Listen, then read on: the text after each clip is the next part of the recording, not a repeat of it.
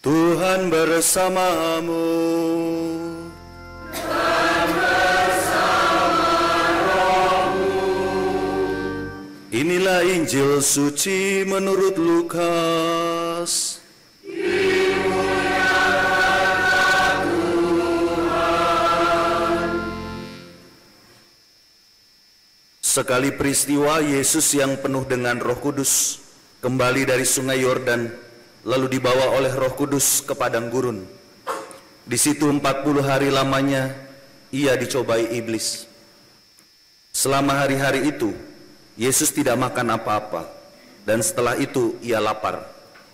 Lalu berkatalah iblis kepada Yesus, "Jika engkau putra Allah, katakanlah kepada batu ini supaya menjadi roti." Jawab Yesus kepadanya, "Ada tertulis, manusia hidup bukan dari roti saja." Kemudian iblis membawa Yesus ke suatu tempat yang tinggi, dan dalam sekejap mata ia memperlihatkan kepada Yesus semua kerajaan dunia. Kata iblis kepadanya, "Segala kuasa itu serta kemuliaannya akan kuberikan kepadamu, sebab semuanya itu telah diserahkan kepadaku, dan aku akan memberikannya kepada siapa saja yang ku kehendaki. Karena itu jika engkau menyembah aku, seluruhnya itu akan menjadi milikmu." Tetapi Yesus berkata kepadanya, "Ada tertulis engkau harus menyembah Tuhan Allahmu, dan hanya kepada Dia sajalah engkau harus berbakti." Kemudian iblis membawa Yesus ke Yerusalem dan menempatkan Dia di puncak bait Allah, lalu berkata kepadanya, "Jika engkau putra Allah, jatuhkanlah dirimu dari sini ke bawah, sebab ada tertulis, mengenai engkau Allah akan memerintahkan malaikat-malaikatnya untuk melindungi engkau, dan mereka akan menerima engkau di atas tangannya, supaya kakimu jangan terantuk pada batu." Yesus menjawab, "Ada firman, jangan engkau mencobai Tuhan Allahmu." Sesudah mengakhiri semua pencobaan itu, iblis mundur dari hadapan Yesus dan menunggu saat yang baik. Demikianlah sabda Tuhan. Terpujilah Kristus.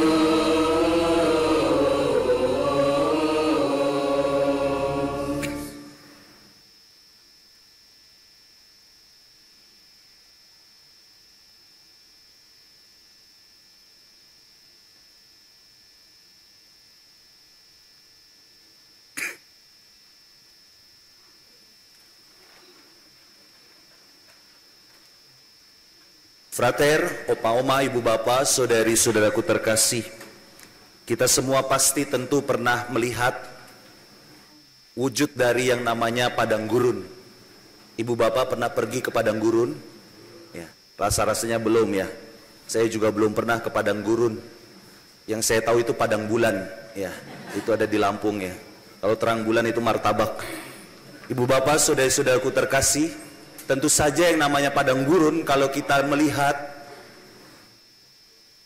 itu penuh dengan sebuah peristiwa atau situasi di mana cuacanya, hawanya itu begitu ekstrim. Kalau siang hari itu sangat panas sekali, tetapi malam hari kebalikannya, yang namanya padang gurun dinginnya luar biasa. Maka bisa dibayangkan apa yang kita alami setiap kali kita sungguh-sungguh ada di padang gurun. Kalau kita di Bekasi saja 37 derajat Celcius itu panasnya sudah luar biasa. Mau keluar dari rumah itu rasanya, mau gerak saja kok rasanya tidak enak ya. Panas yang begitu luar biasa. Maka bisa dibayangkan bagaimana situasi padang gurun saat itu. Dan kita bisa mendengarkan dan membaca dari Injil Lukas tadi. Sekali peristiwa Yesus yang penuh dengan Roh Kudus kembali dari Sungai Yordan, lalu dibawa oleh Roh Kudus ke padang gurun.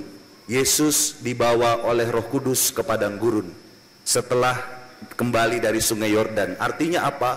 Setelah Yesus dibaptis di Sungai Yordan, ia memasuki yang namanya padang gurun. Itulah yang terjadi pada kita semua. Setelah kita juga menerima sakramen baptis, kita pun juga sesungguhnya masuk di dalam padang gurun, dibawa oleh Roh Kudus. Maka ada banyak cobaan, dan juga ada banyak godaan. Celoteh kecil dari kami para romo setiap kali diutus, kami ada juga istilah diutus ke paroki mata air atau paroki air mata. Ada paroki basah, ada paroki kering, ya.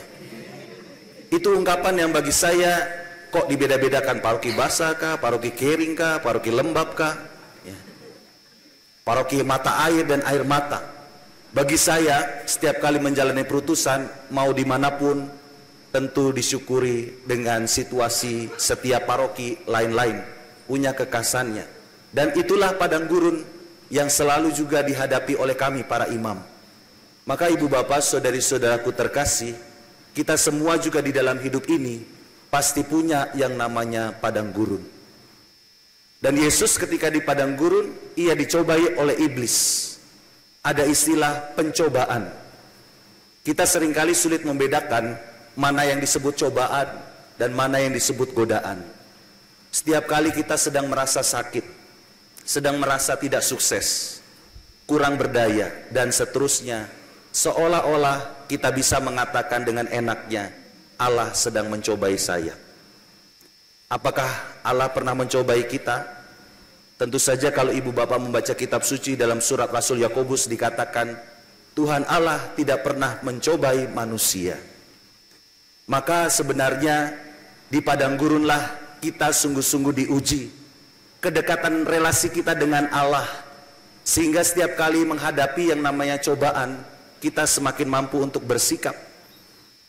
Maka kalau kita menghadapi yang namanya godaan, sebenarnya kita sedang diajak untuk belajar membedakan mana yang menjadi gerak roh baik, mana yang menjadi gerak roh jahat. Dan dalam firman Tuhan hari ini Yesus sungguh mempunyai kemampuan. Ini adalah gerak roh baik, ini adalah gerak roh jahat. Maka situasi padang gurun itu selalu saja kita alami dalam hidup sehari-hari. Maka kalau ibu bapak di dalam keluarga menghadapi pasangan yang pagi kah, siang kah, malam kah, bicara terus, bicara terus, macam radio rusak begitu ya. Itu juga adalah situasi padang gurun.